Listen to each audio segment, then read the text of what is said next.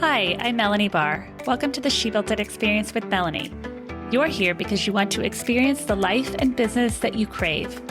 Join me as I talk to women who have successfully built it, a career and business that they love. We dive into the topic of how they built it and talk about everything from having the courage to make career leaps to the details of how to lead effectively, create successful teams, implement strategies for growth, and infuse tech innovation.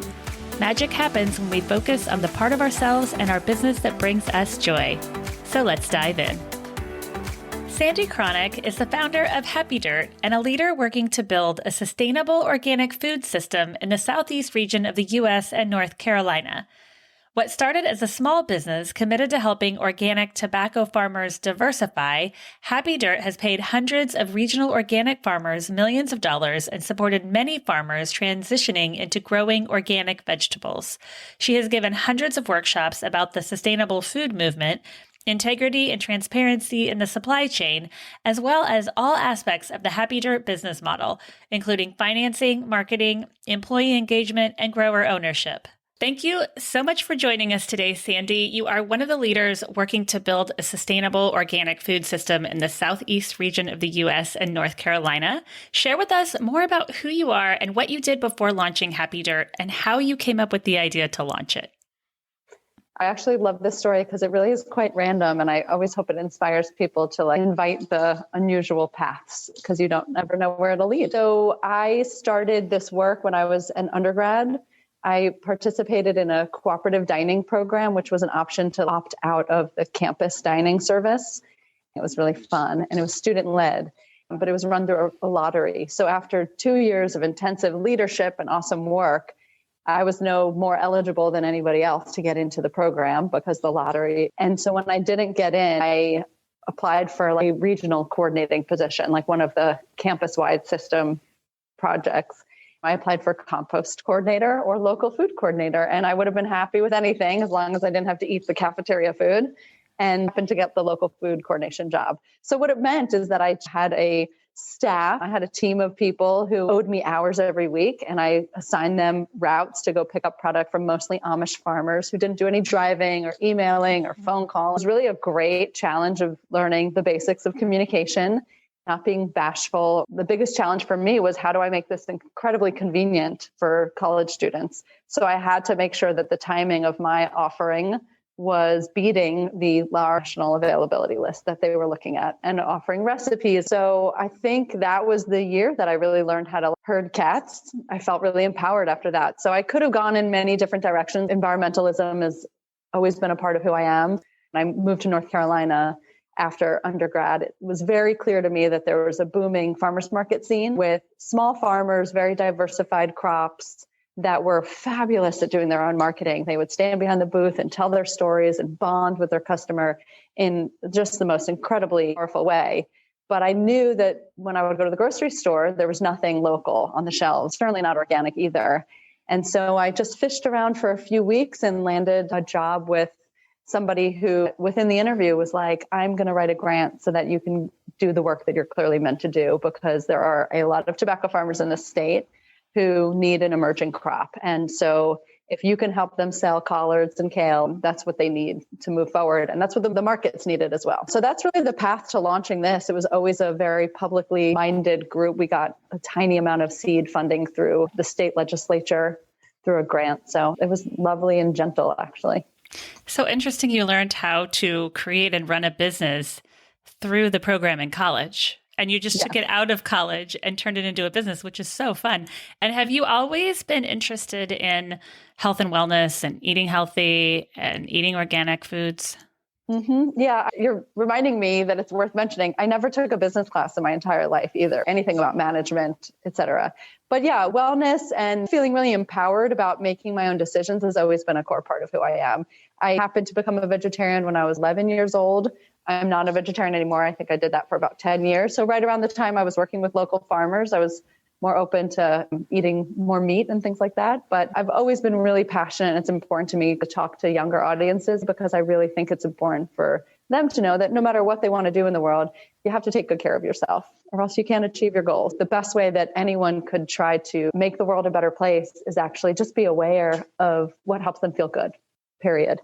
That doesn't mean subscribing to any particular eat this or don't eat that, but it's just being curious about, do I feel tired? Do I feel more alert? Do I feel grouchy? Or do I feel more open to face the challenges and opportunities of the day? It's so true. And with all the technology coming at us today, taking care of ourselves, and to your point, eating healthy just makes us feel better. You have given hundreds of workshops about the sustainable food movement and integrity and transparency in the supply chain. Can you share with us why that is so important? Yeah, we have a huge population that does care about feeling a certain degree of trust with things that they put in their body or with things that they spend money on. So for some people, it has nothing to do with personal wellness and has to do with being a conscious consumer in terms of dollars. So there is a way that we can actually bridge all of these things together and empower people to make great choices that are good for you, are good for the kind of community that you want to be a part of, and that are helping other people further down the line.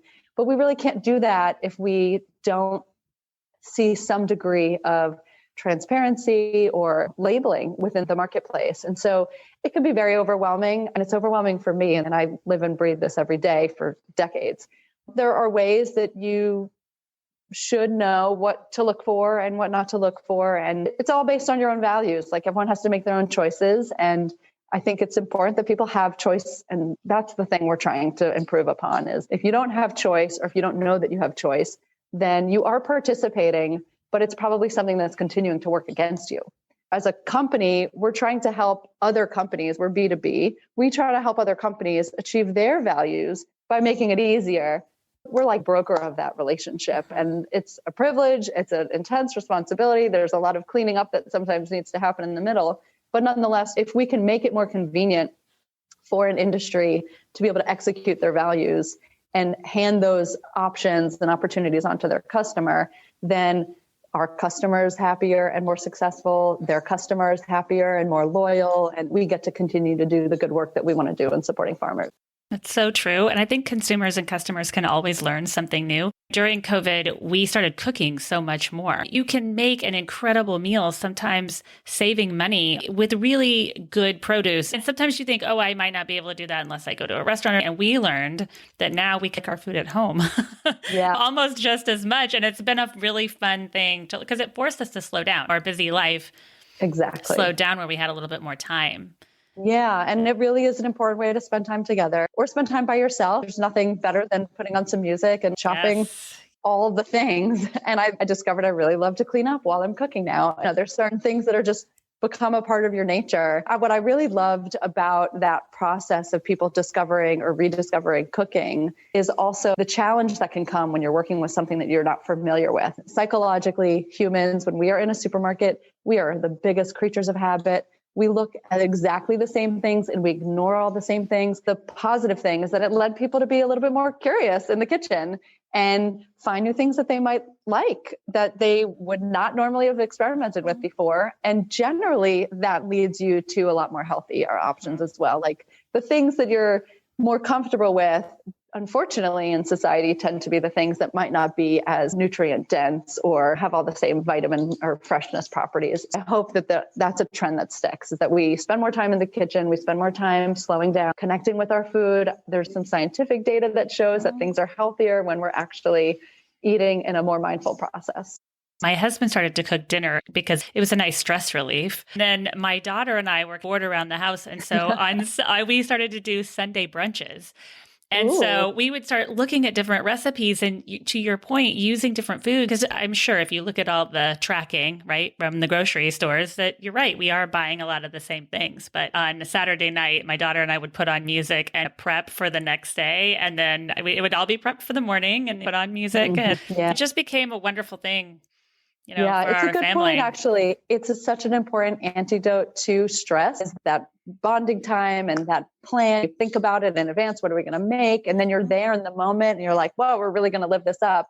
And I do wonder, as a mom, as a woman, as a healer, I want to participate in thinking through these things. And it's like, why do we need to wait till there's desperate times to give ourselves these things that are treats? Yes. Or why do we even consider it to be a treat? Why am I even calling it a treat? It's entirely likely that your daughter is going to remember that forever. Mm-hmm. And when she thinks of COVID and all these other really scary and hard things that were happening, there's this one light that was shining, or probably many others. But so I do wonder, why don't we figure out how to maintain things that are delicious and not just mean tasty, but that are really good for us when things are other cruising altitudes. So yeah. And when it's giving me food for thought.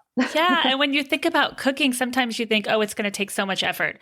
And it really doesn't. And it also doesn't take that many ingredients to make something truly amazing. Yeah. The most delicious is the most simple. Yeah.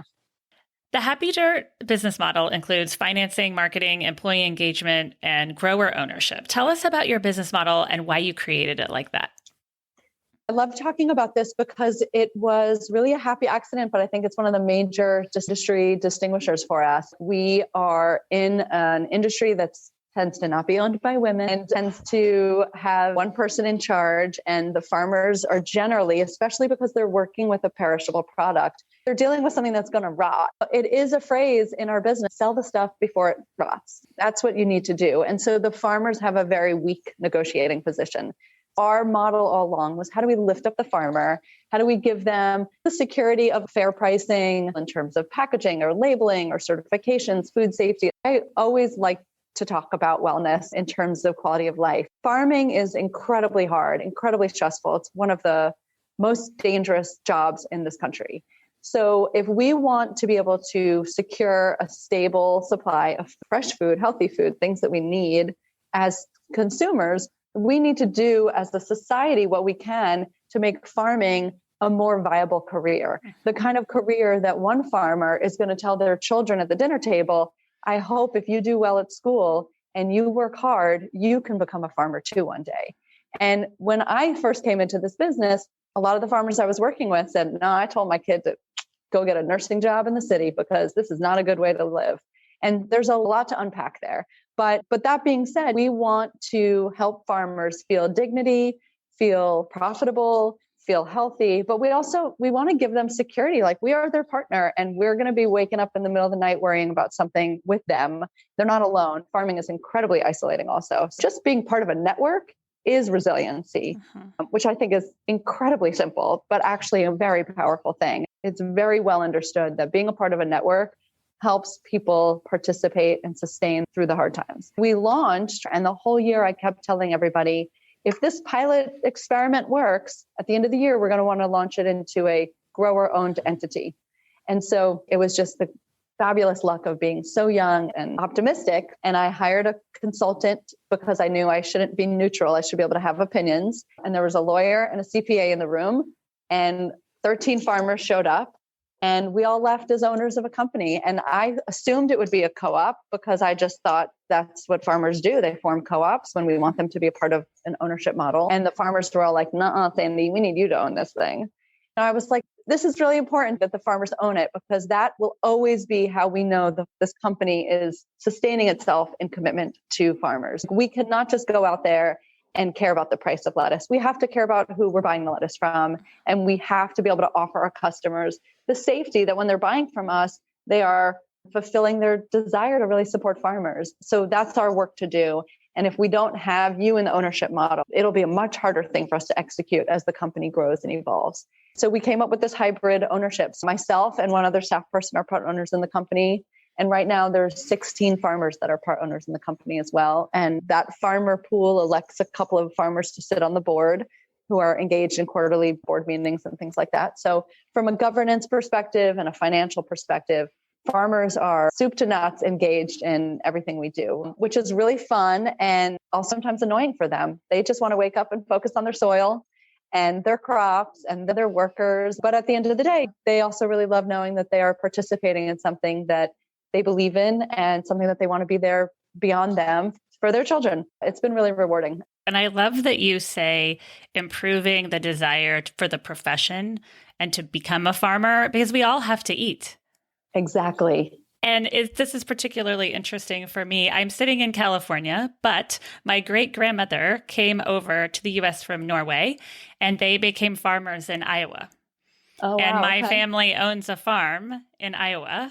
Cool. So this is really, it's very interesting to hear this. And then you think about how things have always been done, but is there a different way now to do them better? Yeah. And there's many ways that we want to actually be doing things how they were done back then, honoring those indigenous traditions and things like that, because there was so much inherent wisdom. And unfortunately, we are incredibly disconnected from that. The little tidbits that we have from grandparents or great grandparents or whatever it might be, it's not enough. And so there still is this kind of desperate need to revive those teaching tools and tell more of the stories. And with nod to the folks who really did the work all along, which generally are not people who look like you and me, and lift up that we're not reinventing the wheel. We're actually just trying to honor those who came before us and acknowledging where that information did come from. Yes. And I learned that my grandmother could have gone on to be a nurse, which she always told me she wanted to be. And I always said, at 5 years old, why didn't you? And then my grandfather could have gone to flight school, but I think they decided that staying on the farm was the best thing for the family at the time. Very interesting. Yeah, I think these are the same exact things that a lot of people are dealing with today. And it's coupled with, how do I maintain this land? Because once farmland gets developed, it's near impossible financially, physically, to put it back into farming.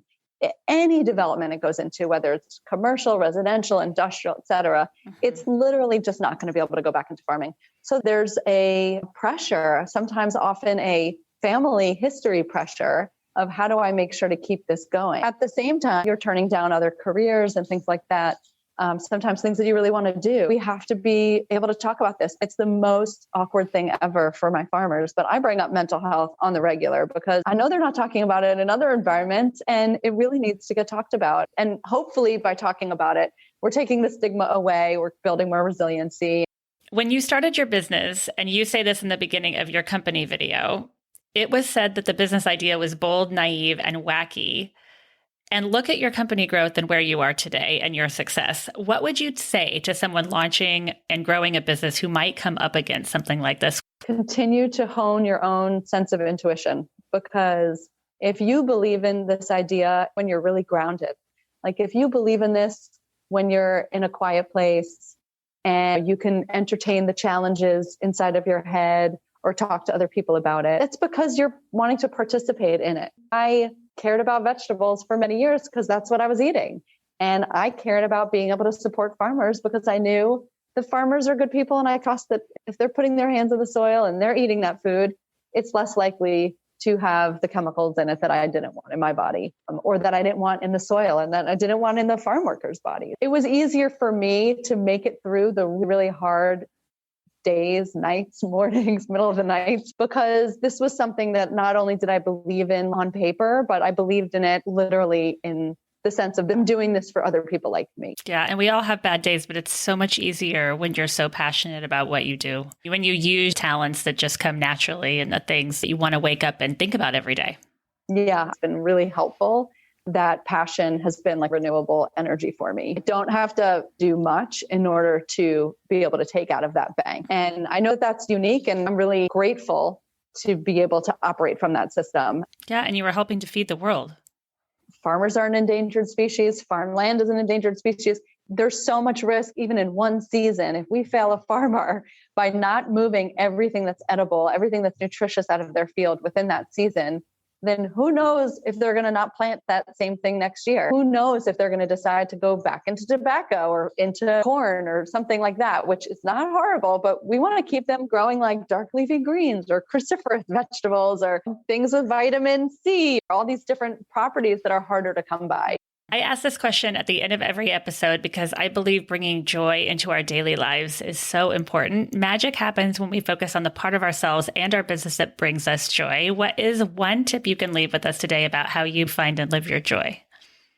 I really love this question. The tip that I have is to not be afraid to inspire people.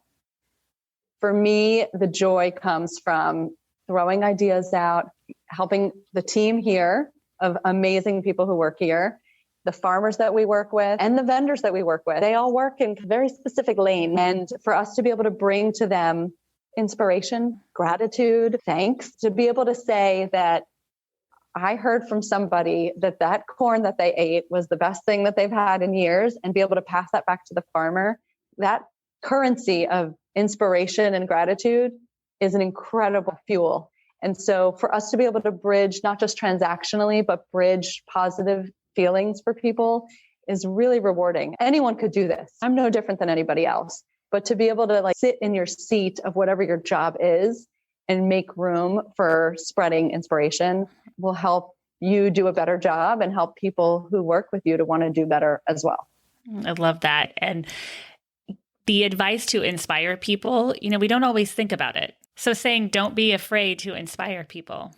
Really great. This month of March is a good time to remind people that especially women in business, often we think that we have to get extra tough, and that's okay. There are moments when I have to get extra tough, but it's also really important to lean into my own self-trust and self-worth. And a lot of my worth comes from helping to inspire people. There's not an actual like dollars and cents currency to that, but I know that there's a currency there. And the funny thing is that we don't even know where it goes. Just like with our dollars, we don't know when we invest somewhere where it goes, you spend your dollar at this store and who knows how it trickles around. The same thing happened with something you might tell your daughter and something she might pass on to her teacher, and who knows, but it's really important to participate. And unfortunately, you need to have a certain degree of confidence, but that's a muscle that we all need to exercise. It's not like some people, if you're blessed with it, sometimes it means that you actually need to work on the other muscle. Finding that balance of confidence and humility and then spreading the inspiration out it'll come back 1,000-fold in the business world. It's always worth it. Yeah. And it feels so good. I feel like I could talk to you all afternoon. Thank you so much for joining us today, Sandi. Can you please tell our listeners how and where they can find you? Happy Dirt is on the web and on social media, certainly. Happy Dirt Produce on Instagram, and we're happydirt.com. And you could find our products in a lot of supermarkets up and down the East Coast. If you are new to She Built It, we'd love for you to join us. We offer community memberships, masterminds, innovative virtual events, and meaningful connections to entrepreneurs and corporate leaders. Please also check out our She Built It shop. Curated products from women-owned businesses who put their heart and soul into their beautiful and innovative products. We offer She Built It business consulting and the She Built It blog. Thank you to everyone around the world who joined today. Thank you to my editor, Rich Streffolino. Please download and subscribe wherever you get your podcasts. And until next time, together, let's let nothing stop us from experiencing the life that we crave.